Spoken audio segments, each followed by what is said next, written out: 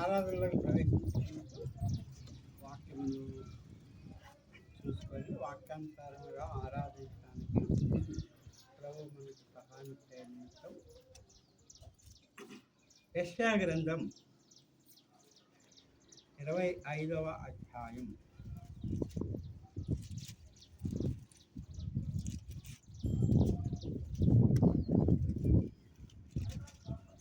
ఎనిమిదవ వచనం మనము కలిసి చదువుకుంటాం. యెషయా గ్రంథం 25వ అధ్యాయం 8వ వచనం మనము కలిసి చదువుకుంటాం.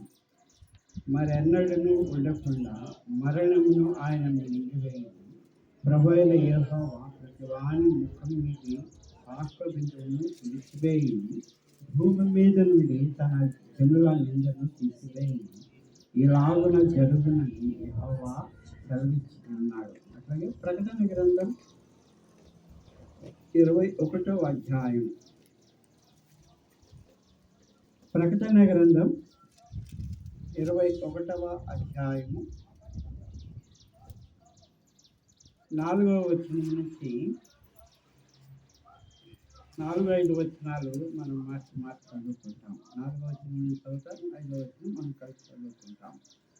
ఆయన వారి కన్నుల ప్రతి బాష్ప బిందువును తుడిచివేయను. మరణం ఇక ఉండదు, దుఃఖమైనను ఏడుపైనను వేదమైనను ఇక ఉండదు.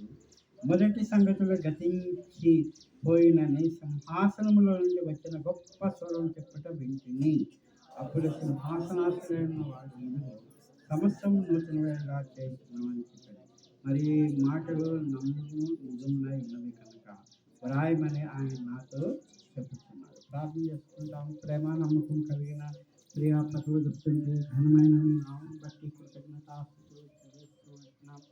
వాక్యం యొక్క వెలుగులో మా జీవితాలు మీరు చేసిన ఉపకారం కరెక్ట్గా మేము ఎరిగినటువంటి వారమై ఆ ఉపకారం రాజ్యంలోనికి మమ్మల్ని నడిపిస్తుందనే సంకల్పంతో మా మరణం మీద ఉన్న ఆ విజయం ఏ విధంగా మాకు అనుగ్రహిస్తూ నూతనంగా చేస్తూ వచ్చారో అది సరిగా మా జీవితాల్లో మేము అనుభవించుకొని ఆరాధించడానికి మా జీవితాలను సరిచేస్తూ సహాయం చేయమని తెలుసుకుంటున్నాం. వినగలిగే హృదయం గ్రహించే మనసును అనుగ్రహించాము. మా ప్రభు మా స్తుతి ప్రార్థించి అడిగి వేడుకుంటున్నాము తండ్రి. ఆమేన్.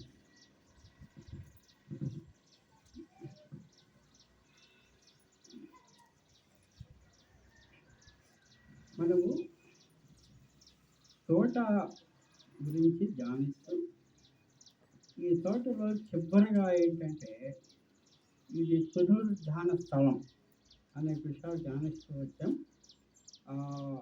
అనేక విషయాలతో పాటు చివరి విషయం పునరుద్ధాన స్థలం.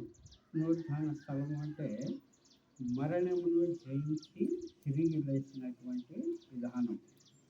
ఈ పునరుద్ధాన స్థలము ఇక్కడ ఏమవుతుంది? మనం చదివినటువంటి యెషయా గ్రంథం 25వ అధ్యాయం 8వ వచనంలో మరణమును మృంగివేసెను. మరణమును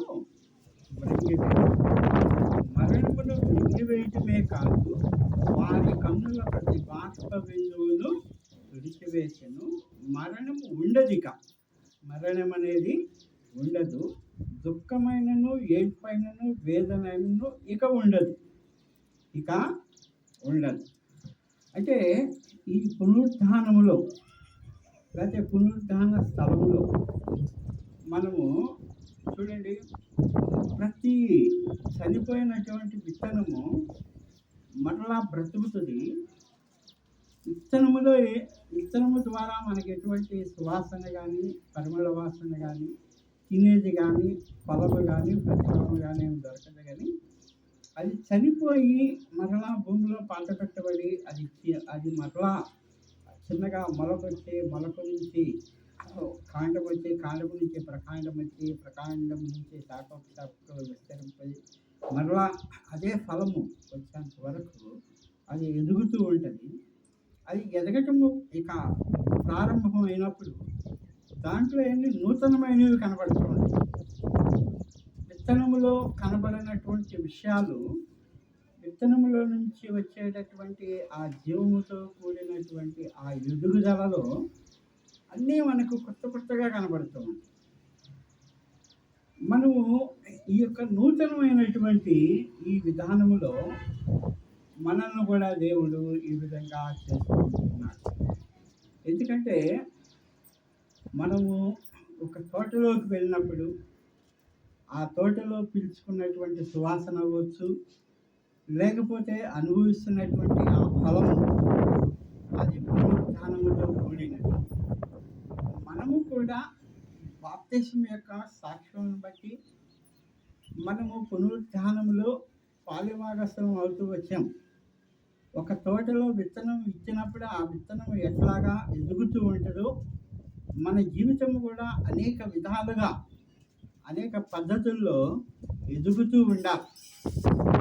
ఆ ఎదుగుదల కోసమే దేవుడు మనకి భద్రతను ఇవ్వటమే కాదు,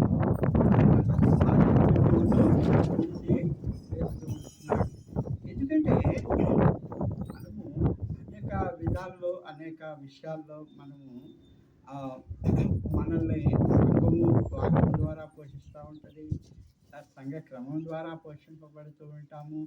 అదే సమయంలో మనము చదివిన దాన్ని బట్టి అర్థము మన విధానాన్ని బట్టి మనం పోషింపబడుతూ ఉంటాం. ఇన్ని ఉన్నా కానీ పోషించేది దేవుడే. చదవండి కొరింథీయులకు రాసిన మొదటి పత్రిక 3వ అధ్యాయము 6-7 వచనాలు. కొరింథీయులకు రాసిన పత్రిక 3వ అధ్యాయము 6-7 వచనాలు.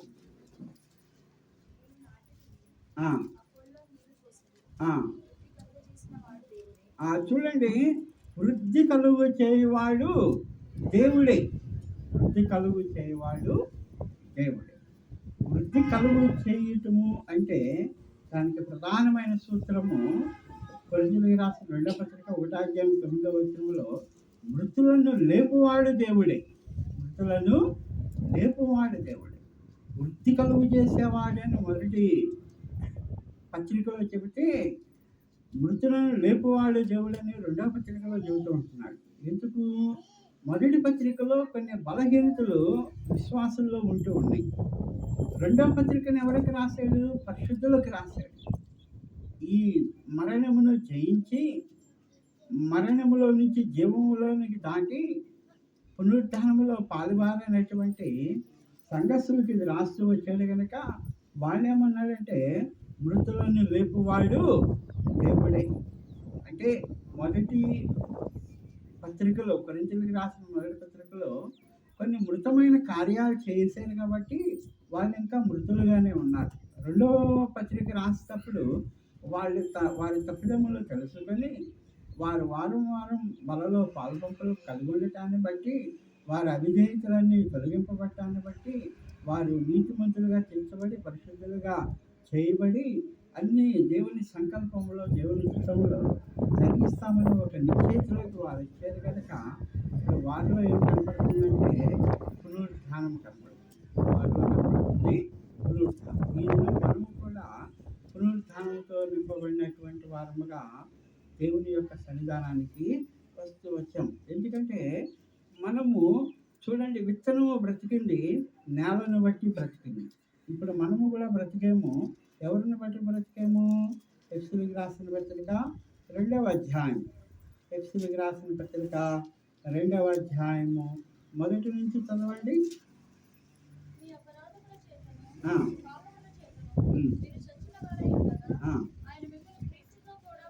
ఇక్కడ మనం మొదటిగా చూస్తూ ఉంటున్నాము, విత్తనం బ్రతికింది నేలను బట్టి. ఇక్కడ మనము కూడా ఎట్లా ఉన్నాము? ఎటువంటి సువాసన లేనటువంటి వారు. విత్తనం లోపల ఏముందో ఎవరికి తెలియదు, అది ఎవరికి ఉపయోగం లేదు, ఎటువంటి ఫలితం ఉండదు. అటువంటి దాన్ని ఇప్పుడు మనము క్రీస్తులో ఇప్పుడేమయ్యాము? మనము క్రీస్తుతో కూడా బ్రతికింపబడ్డాము. ఆ నేలను బట్టి విత్తనం బతికింది. ఈరోజు మనం క్రీస్తుని బట్టి మనము బ్రతికింపబడుతూ వచ్చాము. నేలను బట్టి చెట్టు ఎదుగుతుంది. ఈ దినం మనము విత్తనము ఆ యొక్క క్రీస్తుని బట్టి మనము బ్రతుకుతున్నప్పుడు, ఎందుకంటే మన చుట్టూ ఏముంటుంది? మనము ఇప్పుడు ఆ నేలలో ఏదైనా చీమలున్నా, చీడ పురుగులున్నా, లేకపోతే క్రిములున్నా, కీటకాలున్నా ఆ మొక్క ఎక్కువ ఎదగలేదు. అట్లాగే మన చుట్టూ కూడా ఏమున్నాయి? వాయుమండల అధిపతులు ఉన్నారు, అవిధేయులు ఉన్నారు, అట్లాగే ఈ యొక్క ప్రపంచ ధర్మం ఉంది, అన్నీ ఉన్నాయి. పాపాన్ని ప్రేరేపించే ప్రతిదీ కూడా మన చుట్టూ ఉంటూ ఉన్నాయి. అయినా కానీ మనల్ని బ్రతికించింది క్రీస్తు కనుక క్రీస్తుకి అసాధ్యమైనది ఏదీ లేదు. ఈ వాయుమండల సంబంధులు అవ్వచ్చు, అధిపతులు అవ్వచ్చు, అవిధేయులు అవ్వచ్చు, ఈ ప్రపంచ ధర్మం అవ్వచ్చు, ఏదైనా అవ్వచ్చు, ఇవి ఏవి కూడా ఈ యుగము కానీ, రానున్న యుగము కానీ, పోయిన యుగం కానీ, ఏ యుగము కూడా క్రీస్తుకి విరోధముగా క్రీస్తు శక్తిని మించి అవి పనిచేయలేదు. నేలలో సత్తు ఉంటే ఏ పురుగు వచ్చినా, ఏ చీమ వచ్చినా, ఏ దోమ వచ్చినా అంత మందు కొట్టడం వల్ల మొత్తం పోతాయి. ఆ నేల ఏం చేస్తుందంటే మొక్కని జీవింపజేస్తాం. నేల ఖరాబ్ అవ్వదు, వేసిన మందుకి నేల ఖరాబ్ అవ్వదు, కానీ ఆ మొక్క మీద ఉన్నటువంటి క్రిములు వచ్చాయి. కనుక నేల మంచిదైనప్పుడు ఆటోమేటిక్గా దాని జీవం పెరుగుతూ ఉంటూ ఉంటుంది. అందుని బట్టి ఇప్పుడు దేవుని వాక్యం సెలవిస్తుంది, ఆయన కరుణా సంపన్నుడు. ఆయన ఎవరు? కరుణా సంపన్నుడు. కారణం ఏంటంటే ఆయన మన జీవితాల్లో ఆయన కరుణా సంపన్నుడు కనుక మనం అపరాధముల చేత, పాపముల చేత చచ్చినటువంటి మనం ఎవరమంటే ఇంకనూ పాపులమైనగా, ఇంకనూ అవిధేయులమైనగా, ఇంకనూ శత్రువులమైనగా, ఇంకనూ బలహీనులమైనగా, మనమందరం అదే పని. ఇంకనూ అంటే రక్షింపబడిన నాటి నుంచి రక్షింపబడకపోయినా మనం ఈ శరీరంలో బ్రతికినంత కాలం మనం ఎవరమి? ఇంకను ఇంకను ఇంకను ఇంకను. కనుక శత్రువులము, బలహీనులము, అవిధేయులము, కనుక భక్తిహీనులు. ఇటువంటి మన జీవితాన్ని మనం యాక్చువల్గా దైవోగ్రతకు పాత్రలమై మనం స్వభావ సిద్ధముగా మనము దేవుని ఉగ్రతకు గురవలసినటువంటి వారు. అటువంటి మన ఎడల ఆయన కరుణా సంపన్నుడై ఉండి ప్రేమ చేత క్రీస్తులో మనల్ని బ్రతికిస్తూ వచ్చాడు. కనుక క్రీస్తులో క్రీస్తుతో మనల్ని బ్రతికిస్తూ వచ్చాడు, క్రీస్తుతో కూడా బ్రతికిస్తూ వచ్చాడు. ఆయన తన మహాకృప చేత మనల్ని క్రీస్తుతో కూడా బ్రతికించాను. కృప చేత మీరు రక్షింపబడి ఉన్నారు. కృప ద్వారా మనము రక్షణ యొక్క నిశ్చయతను కలిగినటువంటి వారంగా ఉన్నాం.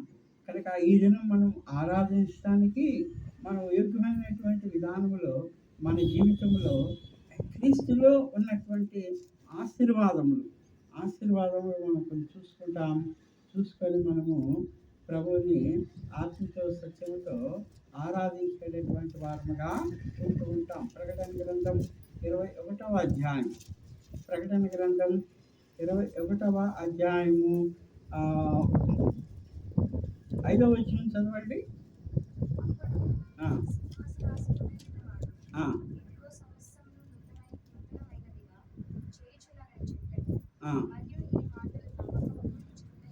చూడండి, ఇదిగో సమస్తమును నూతనమైనవిగా,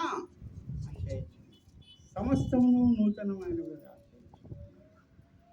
అంటే ఒక చెట్టు ఒక విత్తనములో నుంచి చెట్టు ఎదిగేటప్పుడు అవన్నీ కూడా నూతనముగానే కనపడుతుంది.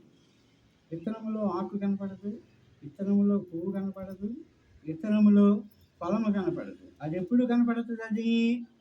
అది భూమిలో పడి చనిపోయి మరలా మొక్కై అది మానై మరలా అది ఫలించి విస్తరించినప్పుడే మనకి దాని స్వరూపం కనపడుతుంది. అట్లాగే సమస్తమును నూతనమైనవిగా చేర్చుంది. మన పాత స్వభావం ఏంటి? పాత స్వభావము అది నిరర్ధకమైంది. కానీ ఈ దినము దేవుడు కొత్తగా మనల్ని జన్మింపజేస్తున్నాడు. చూడండి, మనకి రక్షణ ఎట్లా వచ్చింది? చదవండి, యోహాను సువార్త 3వ అధ్యాయము, యోహాను సువార్త 3వ అధ్యాయము 3వ వచనం. యోహాను సువార్త 3వ అధ్యాయం 3వ వచనం.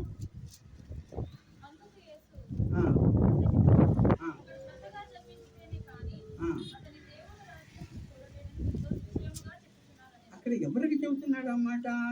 ఈయన ధర్మశాస్త్రమును ఉపదేశించేటటువంటి వాడు ఈ నికోదేము, మరి పరిసయ్యుడు. ఆహ్, కనుక యూదులకు ఒక అధికారి, అన్నీ కలిగినటువంటి దేవుని వాక్యమును, మరి దేవుని యొద్ద నుండి వచ్చిన అంటే ఆ వాక్యాన్ని ఆయన మరి గ్రహించేవాడు, ఇతరులకు బోధించేటటువంటి వాడు. అయితే ఇప్పుడు ఆయనకేం చెబుతుంటున్నాడు, ఒకడు కొత్తగా జన్మిస్తేనే కానీ, అంటే పైనుంచి నీకు ఆ ఆ కరుణా సంపత్తి. అందుకని అక్కడ మనం చదివాము, ఆయన కరుణా సంపన్నుడై ఉండి, ఆ కరుణా సంపత్తి ఎక్కడి నుంచి రావాలి? పైనుంచి రావాలి. అందుకని ఇక్కడ ఒకడు కొత్తగా అంటే పైనుంచి ఆ యొక్క ఆ విడుదల అనేది కలుగుతూ ఉండాలి. అందుకనే ఆయన పైనుంచి పంపబడినటువంటి వాడు. యేసుక్రీస్తు ప్రభువారు కింద నుంచి, తల్లి గర్భంలో నుంచి వచ్చినటువంటి దేవుడు కాదు. ఆయన పైనుంచి పంపబడటాన్ని బట్టి కిందకి తల్లి గర్భము ద్వారా ఈ భూమి మీదకి వచ్చాడు. ఆయన పంపబడినటువంటి వాడు కనుక, ఆయన పంపబడ్డాడు కనుక ఇక్కడ మనం ఏం చూస్తూ ఉంటున్నామంటే, కొత్తగా జన్మిస్తేనే కానీ అతడు దేవుని రాజ్యమును చూడలేడని మీతో నిశ్చయముగా చెప్పు. కనుక కొత్తగా జన్మించేటటువంటి అనుభవం, ఈ అనుభవం ఎట్లా ఉండాలి? చూడండి, ఇక్కడ మనము ఈ యొక్క దేవుని రాజ్యమును చూడటముతోనే ప్రవేశించము, కానీ ఎట్లా ప్రవేశిస్తాము? కొరింథీయులకు రాసిన 2వ పత్రిక 5వ అధ్యాయం 17వ వచనం. 5వ అధ్యాయం 17వ వచనం, కొరింథీయులకు రాసిన 2వ పత్రిక.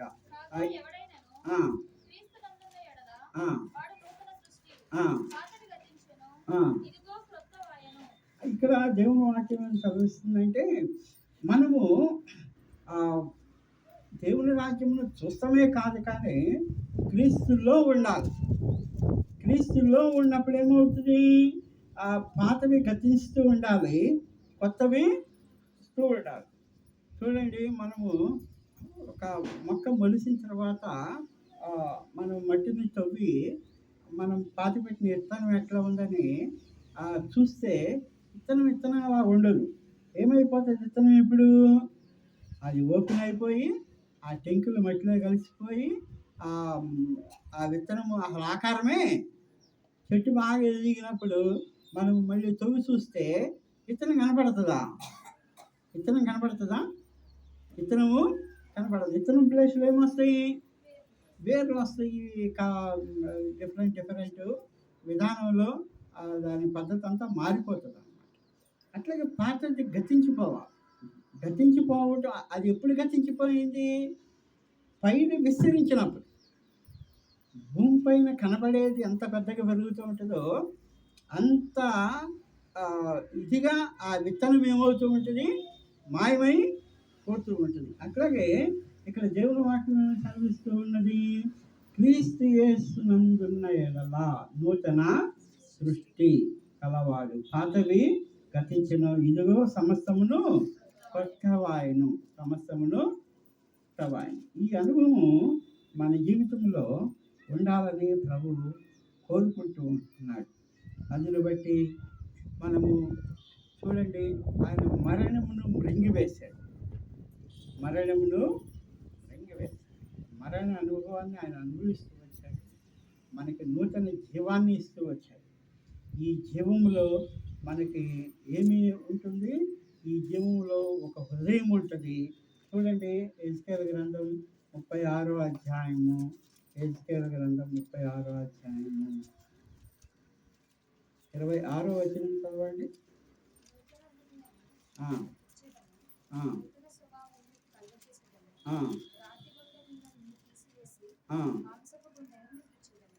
చూడండి, ఇక్కడ దేవుని వాక్యం చదివిస్తుందంటే, మన జీవితంలో మనము చూడండి ఎన్ని కనపడుతున్నాయో చూడండి. హృదయం కనపడుతుంది, అట్లాగే గుండె కనబడుతూ ఉన్నది, ఆత్మ కనబడుతూ ఉన్నది. చూడండి, ఒక మనిషిలో అనేకమైనటువంటి విషయాలు బయటకు వస్తూ ఉంటాయి. జ్ఞానంతో నిండిన మనుషుడు, బలంతో నిండిన మనుషుడు, ఆకారంతో నిండిన మనుషుడు, సౌందర్యంతో నిండిన మనుషుడు, ఇతనంలో ఏం కనపడవు.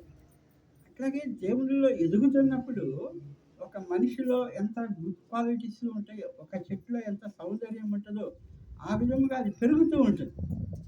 పెరుగుతూ ఉన్నప్పుడు అది ఘనతను తీసుకొచ్చేదిగా ఉంటూ ఉంటుంది. కనుక పెరిగేటప్పుడే ఘనత వస్తుంది, పెరిగేటప్పుడే దాంట్లో ఉన్న సువాసన వస్తుంది, అది పెరిగేటప్పుడే ఫలం వస్తుంది. కనుక మన జీవితంలో నూతన హృదయాన్ని ఇచ్చాడు, నూతన స్వభావాన్ని కలుగు చేశాడు, నూతనమైనటువంటి గుండెని అంటే రాతి గుండెని తీసేశాడు, ఆ మాంసపు గుండెను అనుగ్రహిస్తూ వచ్చాడు. ఇది మనము జ్ఞాపకము చేసుకోవాలి. అందుని బట్టి పాతది అనేది ఉండకూడదు. పాతదాన్ని మళ్ళీ ఏమంటున్నాడు? పాతదాన్ని అదే కొరింథీయులకు రాసిన మొదటి పత్రిక 5వ అధ్యాయము 7వ వచనం. మొదటి పత్రిక కొరింథీ 5వ అధ్యాయము 7వ వచనం. ఆ, ఆ, ఆ, ఆ. ఇక్కడ దేవుని వాక్యం సెలవిస్తుందంటే ఆయన ఆయన మనల్ని నూతనమైనటువంటి విధానంలో నడిపిస్తున్నాడు. కనుక ఈ నూతనమైనటువంటి విధానంలో పాతదైనటువంటి పులిపిండి అనేది ఇక ఉండకూడదు. ఆ పులిసింది ఉంటే కొత్తది పులిసిపోతూ ఉంటుంది, కొత్తది కూడా ఏమవుతుంది? పులుస్తూ ఉంటుంది. కనుక పాతది పూర్తిగా తొలగిపోవాలి. పాతది తొలగిపోయినప్పుడే ఆ కొత్తది అయినటువంటి మరి క్రీస్తు అనే పశ్చాత్తాపము వధింపబడ్డాడు. అంటే ఆయన రక్తము ప్రతి పాపము నుంచి కడిగి పవిత్రంగా దినదినము శుద్ధి చేస్తూ, నూతన పరుస్తూ, నవీన స్వభావాన్ని ఇస్తూ మనల్ని ఎంతగానో క్రమబద్ధీకరిస్తూ ఉంటుంది. కనుక దేవుని యొక్క రక్తము మన జీవితాలను ఎంతగానో ప్రభావితము చేస్తూ ఉన్నది. అందుని బట్టి కొత్త ముద్దవటానికి పాతదాన్ని ఏం చేయాలి? తీసివేయాలి. అది కనపడకూడదు. ఇక అది కనపడుతుంది అంటే పై ఎదగట్లేదని అర్థం. అంటే శరీరం కనపడుతుందంటే ఆత్మ వృద్ధి కలగలేదని అర్థం. ఇది మనము జ్ఞాపకము చేసుకోవాలి. యేసు క్రీస్తు ప్రభువారిలో ఈ దినము మన ప్రతి బాష్ప బిందువు తుడిచివేయటానికి ఆయన మన ప్రక్కనే కూర్చున్నాడంటే కారణము మనలో ఏమి ఉండకూడదో అవి ఉండకూడదు, ఏమి కలిగి ఉండాలో వాటిని కలిగి ఉండాలి. ఏమి కలిగి ఉండాలంటే నూతనమైనవి కలిగి ఉంటూ ఉండాలి. నూతనమైనవి కలిగి ఉన్నప్పుడు మనం సంపూర్ణంగా ఆయన చిత్తంలోనికి మనము వస్తాం. కనుక ఇంకా ఈ నూతనత్వంలో ఇంకా ఏం కనబడుతుంది? ఎఫెసీయులకు రాసిన పత్రిక 4వ అధ్యాయం 24వ వచనం. 4:24.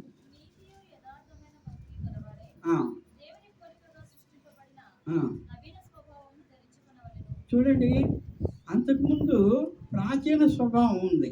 22వ వచనంలో 23వ వచనంలో ఏముందంటే, కావున మునుపటి ప్రవర్తన విషయంలోనైతే మోసకరమైన దురాశ వలన చెడిపో మీ ప్రాచీన స్వభావమును వదులుకొని మీ చిత్తవృత్తి యందు నూతనపరచబడినటువంటి వారై. ప్రాచీన స్వభావం అనేది వదులుకోవాలి. చూడండి, ఇక్కడ మొక్కకి 2 భాగాలు, ఒకటి భూమి కింద ఉండాలి, ఒకటి భూమి పైన ఉండాలి. భూమి కింద ఉన్నటువంటిది ఫలాన్ని ఇస్తూ ఉంటుంది, భూమి పైన ఉన్నటువంటిది సువాసనని ఇస్తూ ఉంటుంది, ఫలాన్ని ఇస్తూ ఉంటుంది. అంటే ఈ శరీరము ఏమివ్వాలి? ఆత్మకు బలాన్ని ఇస్తూ ఉండాలి. అంతే కదా. ఇప్పుడు నేను వాక్యం చెప్పడానికి నిల్చోవాలంటే నా కాళ్ళలో ఉండాలి, గొంతులో ఓపిక ఉండాలి, కొంచెం నోట్లో ఊపిరి ఉండాలి. అదే చలికాలంలో బాగా ఐస్ క్రీములు లేకపోతే ఆ కూల్ డ్రింక్స్ ఈ కూల్ డ్రింక్స్ తాగి వచ్చాను అనుకోండి, ఏం పడుతుంది? ఆ గొంతు పడుతుంది, జలుబు చేస్తుంది. అందుకని కొంచెం గొంతు గట్టిగా ఉంది. రాత్రి ఆవేశంగా అంత ఐస్ క్రీమ్ తిరుగుతానికే గొంతు పట్టేసింది. నాకు తర్వాత గుర్తొచ్చింది, అరే ఐస్ క్రీమ్ తిన్నాను ఉదయాన్నే వాక్యం తిన్న తర్వాత గుర్తొచ్చింది. తిన్న తర్వాత గుర్తొస్తే జరగాల్సిన విషయం జరిగిపోతుంది. అందువల్ల మన జీవితంలో శరీరాన్ని క్రమబద్ధీకరించుకున్నప్పుడే ఆత్మీయ విషయాల్లో మనం ఏమవుతూ ఉంటాము? ఎదుగుదల కలిగి ఉంటూ ఉంటాము. అందుకనే ఇక్కడ మనము యథార్థమైనటువంటి భక్తి, యథార్థమైనటువంటి నీతి కలిగి ఉండాలంటే, నీతియు యథార్థమైన భక్తి కలిగినటువంటి వారుగా దేవుని పోలికగా సృజింపబడినటువంటి నవీన స్వభావంలో ధరించుకోవాలంటే ప్రాచీన స్వభావాన్ని మనం ఏం చేయాలి? ఆ ప్రాచీన పురుషుడిని విడిచిపెట్టుకోవాలి. ప్రాచీన పురుషుడు నవీన పురుషుడు. లేకపోతే మొదటి ఆదాము, కడపటి ఆదాము. మొదటి ఆదాములో పాపం ఉన్నది, కడపటి ఆదాములో పాపము పరిహరింపబడుతూ వచ్చింది. ఇక పాపం అనేది ఉండదు కాబట్టి కడపటి ఆదాం అయ్యాడు. కడపటి ఆదాం అంటే ఇంకొక ఆదాం లేడు. అంటే మనం ఇంకొక పాపం చేస్తే ఆ పాపం తీసివేయడానికి ఇంకొక ఆదాము రాడు. వచ్చిన ఆదాము, కడపటి ఆదాంతోనే ఏమవుతుంది? ఇప్పుడు ప్రతి పాపము కడగబడి పవిత్రునిగా చేయబడుతూ వస్తూ ఉంటుంది. ఇది మనము జ్ఞాపకము చేసుకోవాలి. కనుక ఈ నూతనముగా మన ప్రతి ఈ పునరుద్ధానం ఏం చూపిస్తుందంటే నూతనత్వాన్ని చూపిస్తుంది. అందుకనే ఇదిగో నూతనమును సమస్తము కొత్తవి అవుతూ వచ్చినాయని మనం ప్రకటన 21లో చూసాము. యెషయా 25:8లో చూస్తుంది. సమస్తము నూతనమైనగా చేయించు, సమస్తము నూతనమైనది. కనుక ఈ సమస్తములో కూడా మనము ఇంకా ఏమి కలిగి ఉంటామంటే ఇప్పటికే కొన్ని కలిగి ఉంటున్నాము. దేవుని రాజ్యాన్ని, అట్లాగే యేసుక్రీస్తు ప్రభువారి యొక్క శక్తిని, అట్లాగే నూతన హృదయము, నూతన స్వభావము, నూతనమైనటువంటి ఇంకా ఏం కలిగి ఉంటున్నామంటే నూతనమైనటువంటి యథార్థమైనటువంటి భక్తి, నవీన స్వభావాన్ని మనము కలిగి పాతదైనటువంటి ఆ పులిపిని తీసేసుకొని కొత్తదైనటువంటి ముద్ద అవ్వటానికి మనం సిద్ధపాటు కలిగి ఉంటున్నాం. ఇంకా ఈ నూతనత్వంలో మనకి ఏమి వస్తుందంటే చదవండి, అదే యెషయా గ్రంథం 62:2 ఈ నూతనత్వంలో వచ్చేటటువంటి విషయం 62:2 యెషయా.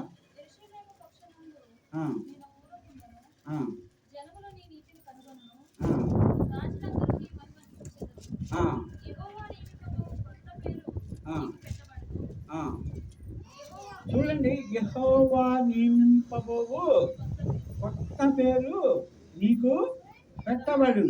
యెహోవా నియమింపబోవు కొత్త పేరు నీకు పెట్టబడు.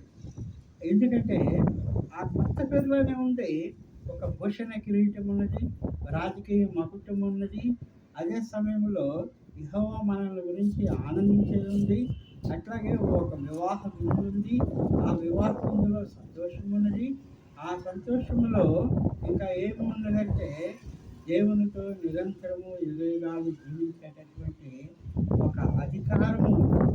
కనుక ఈ అధికారము కొరకు ఈ దినము మనం ఏమంటున్నాడు? కొత్త పేరు తెలుసుకుంటాం. ఆ కొత్త పేరు పిలిచే పేరు ఎట్లా ఉంటుందంటే మనం ఈ దినము ప్రభువుని ఆరాధించినటువంటి విషయాన్ని జ్ఞాపకము చేసి కొనటాన్ని బట్టి, అంటే మనం ఆరాధన ఏ మాటలతో చేస్తామో, అంటే మాటలు అనేకమని చేస్తామో, మాటల్లో కూడా ఆ మాటల్లో మన సాక్ష్యం ఉండాలి.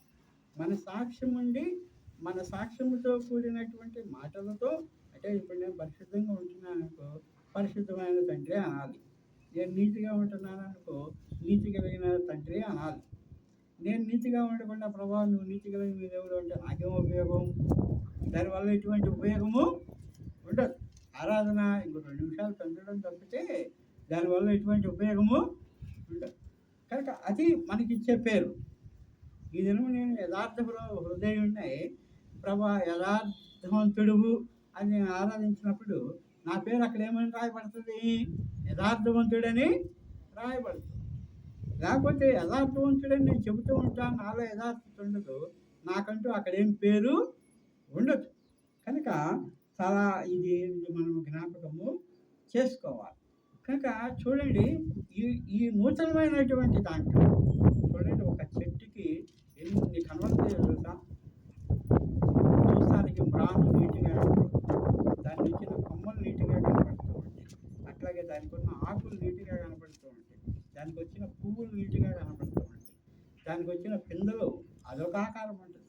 అవి మళ్ళీ అవి ముదురుగా ఉన్నప్పుడు ఒక ఆకారం ఉంటుంది. ఫ్రూట్ ఆ ఫలం వచ్చినప్పుడు మళ్ళీ అది పండిన తర్వాత ఒక ఆకారం ఉంటుంది. ఒక కాయలోనే చెట్టుని మనం చూస్తున్నప్పుడు 10 రకాలుగా అది కనబడుతూనే ఉంటుంది. పిందప్పుడు ఒక విధంగా ఉంటుంది, అది పెద్దగినప్పుడు ఒక విధంగా ఉంటుంది, మళ్ళీ అది కొంచెం ముదిరినప్పుడు ఒక విధంగా ఉంటుంది, అది పకానికి వచ్చిన ఒక విధంగా ఉంటుంది, మళ్ళీ అది మనం కోసుకొని తిన్నప్పుడు ఇంకొక విధంగా ఉంటుంది. ఎన్ని రకాలుగా మార్పు చెందుతుంది. అట్లాగే నూతత్వంలో అనేకమైనటువంటి విషయాలు ఉంటుంటాయి. మనం ఇట్లా ధ్యానించకపోతే ఈ నూతనత్వంలో ఇంకా ఏమున్నాయంటే అదే యెషయా గ్రంథము 65వ అధ్యాయం 17వ వచనం. 65:17.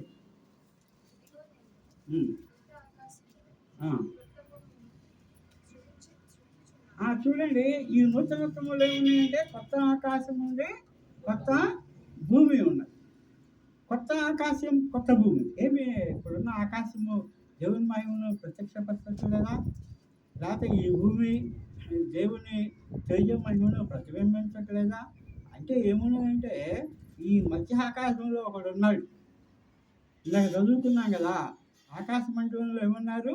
దురాత్మ శక్తుల సమూహము, వాయుమండల సంబంధమైన అధిపతి. వాడు అటు వెళ్తాడు, ఇటు వెళ్తాడు, మధ్యలో ఉంటాడు. అవసరం పైకి వెళ్తాడు, అవసరం ఇంకా మనతో అవసరం ఉన్నప్పుడు కిందకి వస్తూ ఉంటాడు. వాడు భూమిని ఖరాబు చేస్తూ ఉంటాడు, ఆకాశాన్ని ఖరాబు చేస్తాడు. వాడి మీద ఉగ్రతను కుమ్మరించడానికి ఆకాశం నుంచి అనేకమైనటువంటి ఉగ్రత పాత్రలు పడుతూ ఉంటాయి. భూమి ఏమన్నా తన శక్తిని కోల్పోతూ ఉంటుంది, అది నిస్సారం అయిపోతూ ఉంటుంది, అది గచ్చబొదలు ముళ్ళ తుప్పలు పుట్టడానికి కారణం అవుతూ ఉంటాయి. కనుక ఇప్పుడున్నటువంటి భూమి, ఇప్పుడున్నటువంటి ఆకాశం దేని కొరకు అది నిలవరం చేయబడి ఉన్నది? దేని కొరకు నిలవరం చేయబడి ఉన్నది? పేతురు రాసిన 3వ పత్రిక 2వ పత్రిక 3వ అధ్యాయం 13వ వచనం చదవండి. 3:13.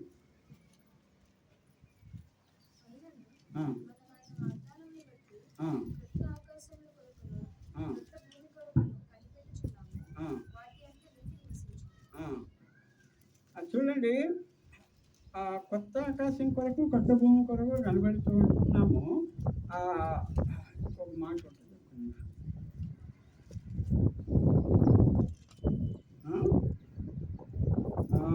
7వ వచనం, 3వ అధ్యాయం 7వ వచనం.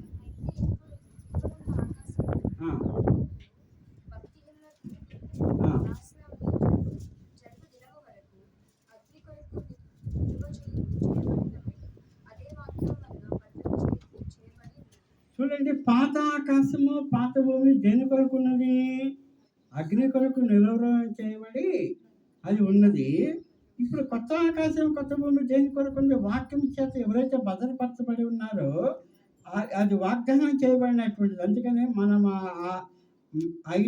మనం ఆయన వాగ్దానమును బట్టి కొత్త ఆకాశం కొరకు, కొత్త భూమి కొరకు కనిపెట్టుచున్నాము.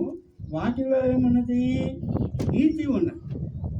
ఇప్పుడు పాత ఆకాశం, పాత భూమిలో ఏమున్నది? అగ్ని ఉన్నది.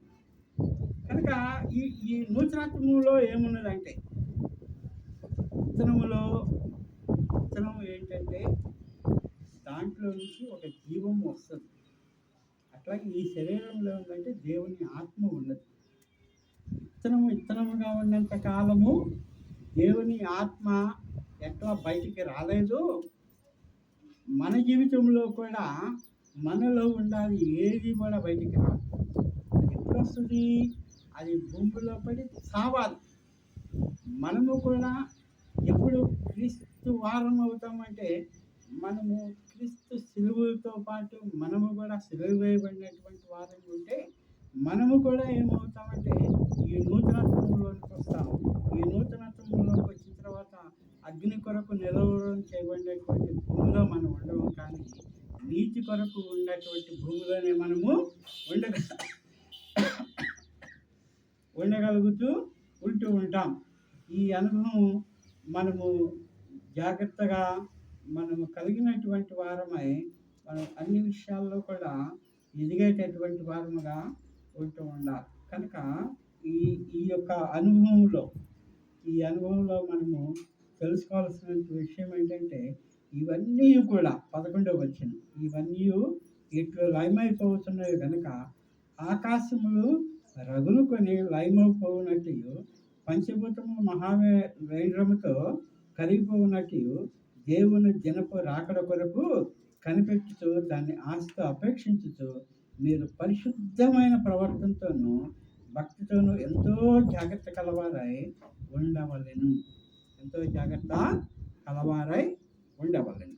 కనుక ఈ అనుభవం మన జీవితంలో ఉండాలని ప్రభు కోరుకుంటూ ఉంటున్నాడు. అందుని బట్టి మనం చదివినటువంటి యెషయా గ్రంథం 25వ అధ్యాయము 8వ వచనము మరొకసారి చదువుకుంటాం. 25వ అధ్యాయము 8వ వచనం ఏమనున్నది? మరెన్నడూ ఉండకుండా మరణమును ఆయన మృంగివేయును. విత్తనము భూమిలో పడిన తర్వాత చెట్టు సంపూర్ణముగా ఒక ఆకారంలోకి వస్తే విత్తనం అనేది కనపడకుండా ఎట్లా ఉంటుందో మరణం అనేది కనపడదు.